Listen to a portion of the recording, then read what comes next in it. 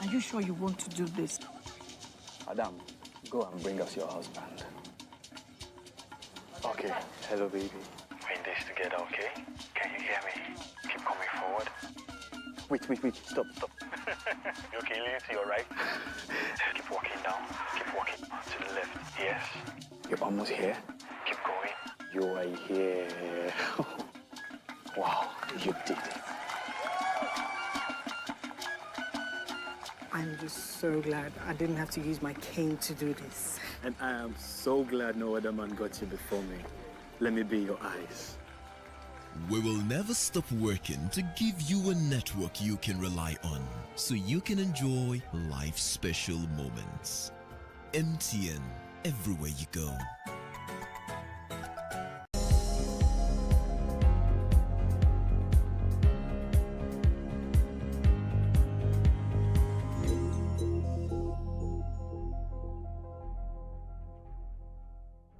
Open accounts. The Get a Lot in Millions promo is back again, and this time it's bigger, better, and life-changing. Save your way to millions faster than you think. Open any Fidelity account with 20,000 naira, or top up your existing account with 10,000 naira, and stand a chance to win a whopping 1 million or 2 million in our monthly draw. That's not even all. Listen, there's more. Guess what? Open an account with 50,000 naira, or top up an existing savings account with 50,000 naira, and you could win 3 million naira. Fidelity Bank definitely did not come to play at all. Maintain an average balance of 200,000 naira, and you could win the grand prize of 10 million naira. I'm now a millionaire. I love Fidelity. You too can save your way to millions. Hurry to any Fidelity Bank and start saving today, or simply scan the QR code on all promotional items to open an account and participate. Many consolation prizes and weekly cash prizes up for grabs. We are Fidelity. We keep our word. Today on the program, our guest is a retired Nigerian police officer who served as the 18th Inspector General of the Nigerian Police, IGP Solomon Arase. Insurgency in the northeast, where it is geolocated, is an asymmetric warfare. Police officers who you post on the highway, after 8 hours, sometimes, they suffer some temporary insanity. The stun gun reduces fatalities. It's not as an AK-47 that kills you. When you are going to recruit policemen, get the best from the market. It is not the numeric strength of the policemen that matters. It is the quality of the policemen that matters. Some people cannot manage stress, and the only way they can manage it is to take solace either in alcohol or drugs. Premiering this Wednesday at 12:30 p.m. with a repeat broadcast at 8:30 p.m. on Plus TV Africa.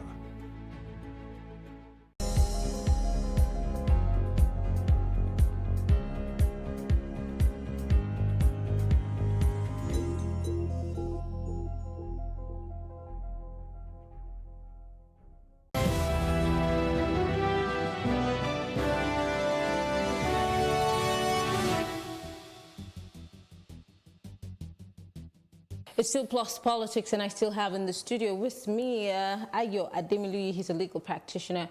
And of course, we're talking about corruption this time. Apparently, a report by the Socio-Economic Rights and Accountability Project, SERAP, has predicted increased corruption in the country in the coming year. The report, Nigeria Anti-Corruption Performance Assessment Survey, was presented to the public on Tuesday in Lagos. Now, SERAP has said it was based on a survey conducted across the country's 6 geopolitical zones between November and December 2018. The report captured the views of 2,655 Nigerians in 7 states of the Federal Capital Territory. And this was mostly talking about government's anti-corruption fight. Now, we know that the president, this administration has headline. In fact, they campaigned on the fact that corruption was no longer going to be the order of the day in Nigeria. Now, aside from SERAP, let's just do some justice to this. In 2018, Transparency International also brought out a similar report talking about the fact that corruption grew most in the Buhari administration, and the federal government did react to it, saying that cannot be true. that you know.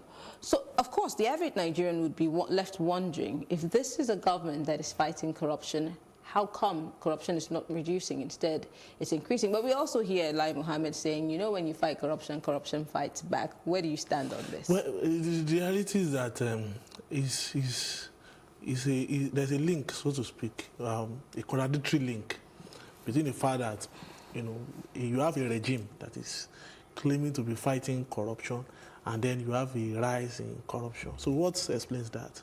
And what explains that is so simple.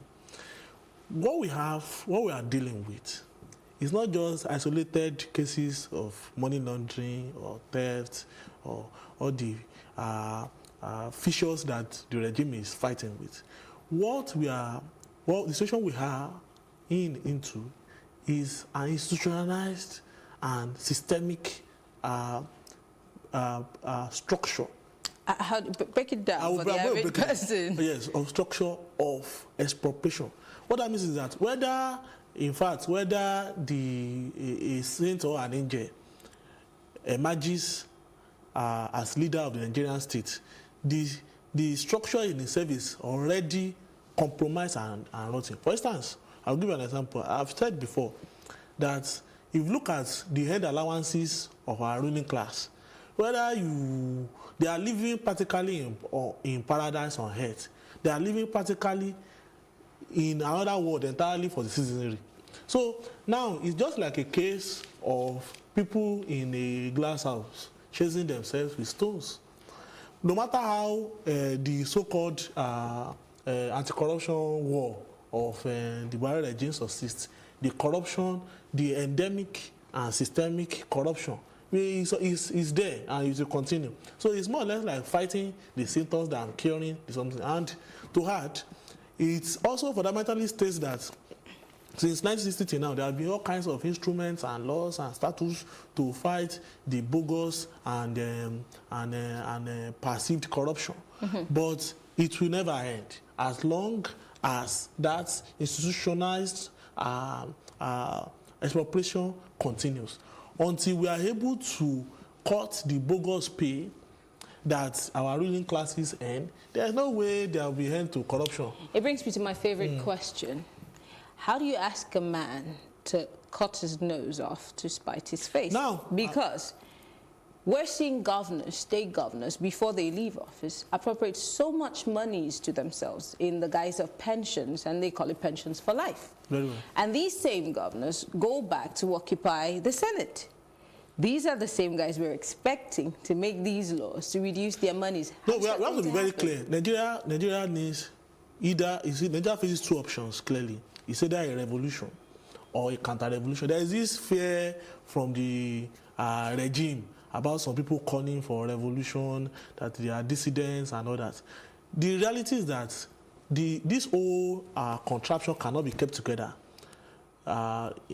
without either a revolutionary uprising like the one we are seeing in Sudan and Nigeria, or a counter-revolutionary situation where people are lynching themselves, maiming and killings and banditry and kidnappings as we are seeing it now. Now, no matter how the fear of the regime, in fact, the parabola the regime is building up. In fact, they have had a lot of statements by people, even the perceived, trying to create an impression that no matter those who they call for the so-called the pseudo call for the revolution, because the first call, those ones may not even represent the genuine kind of people's revolution that we need. But in itself, that kind of fear that is being instilled in the people, that if there's a revolutionary movement in Nigeria, that's the end of the world, will not stop the wave that is coming. But you see, the average Nigerian doesn't like trouble. And every time we say revolution, all they hear or feel is a reminder of the Civil War. And for them, it seems like you're calling for war. But there are people who have also made reference to the Gandhi situation, where you do not necessarily have to lose lives, but you can have a revolution of sorts. What led to the Arab Spring? In fact, most revolutions don't start with war.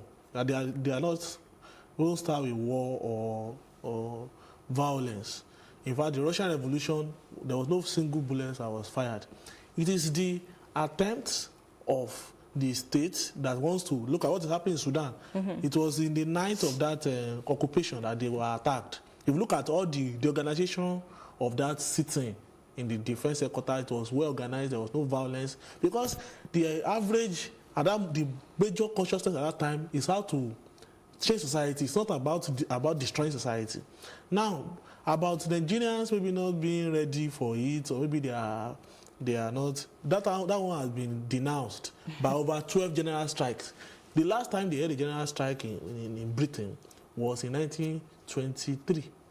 And Nigeria has experienced more than 10 general strikes. Now, very soon they are going to be celebrating June 12. Though June 12 itself was a mass uprising by ordinary people, but now it's as if the Nigerian elite have now appropriated it as their birthday. But the reality was that's an interesting way to put it. that particular event was the first time a sitting government was booted out by a mass uprising. The IBB regime voluntarily step aside. But they'll tell you that those people who did that are no longer here. Those who did that. The people in that year, at that time, do not have the kind of mindset that we have in today's world. Now, I'll reply you in this way. 1999, Nigeria had the civil rule. And I've told you that 2019, an average young boy or girl that was born in 1999 is 20 years old now. A 20-year-old boy is qualified to impregnate a woman. And a 20-year-old girl lady is also qualified to be pregnant. That means that they are adults. I'm just to tell you that they are young adults. I'm not being vulgar. They are young adults who can take decisions, who have not seen a despotic regime, who have not seen an era of totalitarianism. So we have young people, and if you look at the demographic indices of Nigeria, Nigeria is a country of millions of young people. That means that we have a critical mass that is now more exposed than the 1993 generation, exposed to social media, more news, exposed to events, and can take actions. And the fact that we now have a very, very volatile economic situation. So it shows you that what happened in 1993 or 2012, as we saw it, were just dress rehearsal. What is going to happen next is going to be bigger than the two of them. Okay. Now, SERAP in their report also noted that government ascended to power on the promise of tackling corruption. The commitment to restore integrity in public office was quite evident in various political, legal, and policy announcements, with the government taking notable steps to deliver this promise. Although these efforts were not as successful, there are legitimate concerns across the citizenry that the political will to deliver on this promise has been generally insufficient. Can you agree with this, to say that there is no sufficient political will? I agree with the submission of SERAP to the extent that if you realize, if you even do a scientific analysis of the cases being brought to court by the EFCC and under the canopy of the anti-corruption war of the current regime and all that, you discover that most of those cases are being done as media trials. No, there is no sufficient empirical evidence being adduced in court. In fact, we have seen accusers. If you remember, the former governor of Oyo State got an accuser in court. About 2 or 3 cases of accuser because the prosecution of those cases were not properly prepared. But I've also been able to lay the background of the fact that it is not just about hunting for 1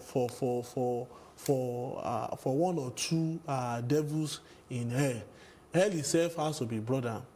So the reality is that more or less the anti-corruption war is just like a show. It's just like a fair, if you ask me, by the regime. So you call it a fanfare?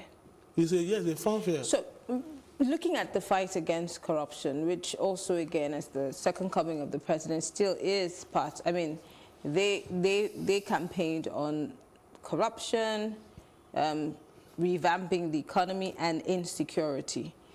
But it looks like we're getting the reverse of everything that these administration campaigned on. Insecurity has more than doubled. I mean, this is the first time in the country where almost everywhere in the country has one situation security-wise or the other. So you have cultism and cult clashes, beheadings in south. In the north central, the northeast, they have their own issue, cattle rustling, down to the middle belt, literally everywhere. So it looks like everything the presidency did say they were going to fight against is fighting back. So where do we even start? Because it looks like we're going to have another 4 years and we don't even know what to expect in this 4 years. There are people who have even said that it seems like the government and security agencies are a bit overwhelmed by all the things that are happening across the country. Where do we even start? Now, I think where we start is to begin to ask questions. And the first question is that why did the regime that boasts of giving us economic security now unable to fulfill those dreams?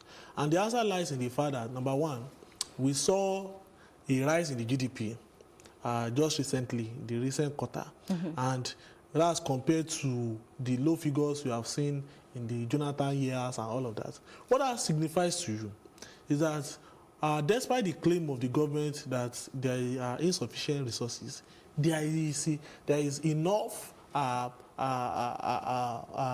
sufficient resources to cater for social services. But remember that Nigeria too is now more or less like a beautiful bride being competed for by both Chinese and American imperialism. Remember that we are now having the global trade war between China and America. And now we are seeing more Chinese loans being taken by our government. And what that means is that we are going to have some service of most of our yearly budget to servicing those loans. So unless and until we are able to develop and bring into power a government that can break off from that over dependence on imperialism, nothing will happen. Now on insecurity, there's no way insecurity will not grow in a situation where we have over 32% unemployment, and that's official figures. On the ground, it's about 70%. So would go by statistics. Well, if you go by official statistics, I'm just being official statistics to determine on who creates them. So even if you go by that official statistics, which is my argument, my line of argument, it shows that where unemployment is growing, there cannot be, people will find a way of revolting back, either consciously or unconsciously. Kidnapping is in itself is a creation of an industry where there's absence of industry, because people have to feed. Industry of kidnapping the poor, the rich, to be able to make life better for themselves, especially young people who are seeing vast wealth in the midst of chronic poverty. So the way forward, as gloomy as the future looks like, is the fact that the potential is there. The potential is there for people to begin to take up the regime in the coming period. The hysteria over the call for revolution is just showing the fear of what the regime is even afraid of his own shadow, anyway, if you ask me. But fundamentally, we need to begin to ask those questions at every appropriate point in time about how our resources are being appropriated. But again, I don't like to sound like a pessimist, but we keep saying we need to do this, we need to do that, we're calling on Nigerians to do this and that. But it seems like we're more okay with complaining in our sitting rooms or in beer parlors. No, I don't think so. There are a few people, I would give it credit to those who deserve it. There are a few people who are pushing for this, but the percentage of those people cannot be put side by side with the percentage of people who are a bit, what's the word? They're nonchalant about it. There was a poll that was put out today asking people about the issue of local government funds that the Governors Forum is petitioning the presidency or the federal government for. And 60-something% of Nigerians were not interested. They said they don't care. Very well. Now, I think we need to be factual when we are making conclusions. If you look at the outcome of the last elections, you see a very bright prospect. Really? Yes. A bright prospect. Anything bright about you it? see, as because it's about just looking at the reality of things, if you look at it, there was 73% abstention in that election. What that shows you, that demographic figure shows to you, is the fact that most Nigerians, number one, are conscious of the fact that most of the elected or the people who parade themselves as politicians in this country are just makers of our national wealth. And there is a very a desire for something beyond what we have now. That 73% is now stratified into all kinds of layers. There are people who, of course, who feel, as we said, nonchalant. That nonchalance should not make us resort to the fact that maybe people don't know what they are doing. They really know what they are doing. They are looking for something beyond all of that. And that desire can only be realized when we begin to now build in this country a movement of the people themselves who we correctly say, oh, this is how we want to appropriate our resources for our own good. Now, I put the task of building that movement naturally on the shoulders of the leadership of the organizations that people, the traditional organizations through which people fight back in this country. The labor movement. But fortunately, that leadership is also shipwrecked. But again, where the hope lies, is that there is a mood for renewal within the ranks of that movement and within the ranks of our own people. It's just about conscious and systematic building. Definitely we'll get there. I tell you what, in other climes, I mean, recently, in America, I realized that civil societies, NGOs, these are the people who keep the politicians on their toes. But in Nigeria, the case is different because most of these civil society organizations allegedly have political leanings. And so half the time, they're not necessarily pushing for the people, they're pushing for themselves, which defies the whole idea in the first instance. So, well, civil societies are just when the people really move, they will become spectators in the but it should be the other way around. Well, no, I'm trying to say that civil societies is just like somebody who is trying to fetch water into a reservoir. When the rainfall really comes, its effort to just be more or less like a fraction of what we are talking about. What I'm talking about is the fact that we really need in this country a movement for real and genuine change. And that will be undertaken by the people themselves and not by fictitious elements calling themselves societies. Okay, I hope that those people would, in no time, get up and realize that the mantle is in their hands and they ought to lead this cause. Thank you so much, Ademiluyi, for speaking with us. We appreciate it. Thank you for coming. Well, we'll take a look at our Plus package for today, and when we return, I'll be giving you my take. Stay with us.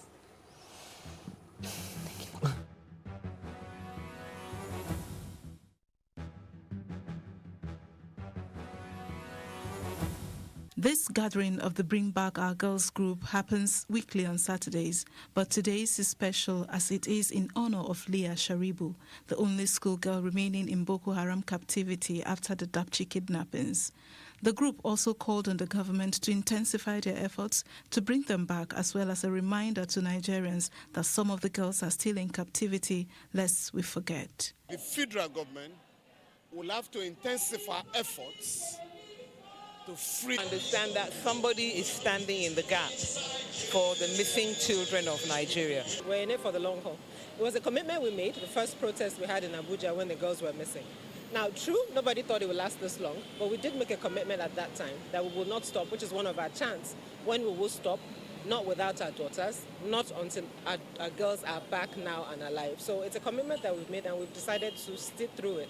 Whereas there are concerns about her safety, human rights lawyer Femi Falana, present at the event, believes she is still alive. Well, from reports so far, I think she's, it's clear that she's being held hostage by the terrorists to keep the society divided. It's a point the terrorists are trying to make, so that Christians who feel that the government is not doing enough to free the only Christian, the only person who insisted on Christianity among the Dapchi girls. So to that extent, I believe she's still very much alive. But the duty of the government is to do everything possible to get that girl out of custody. The big question, of course, remains, are they still alive? Will they be back? That's the hope that everyone holds, that someday these girls kidnapped from both Chibok and Dapchi will make their way back home safe and to their family and loved ones. For Plus TV Africa, Amaka Okoye.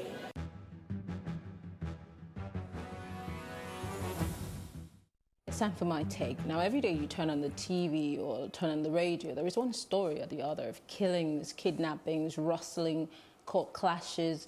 And in all of this, innocent lives are lost. The question is, where are our leaders? Where are the security agencies? Are we truly safe? Are we in a state of anarchy? Why the endless bloodshed? I mean, in a dispensation where the mantra is zero tolerance for corruption, yet we record more corruption and corrupt leaders. What has happened to the giant of Africa? Yes, we once used to be called that. When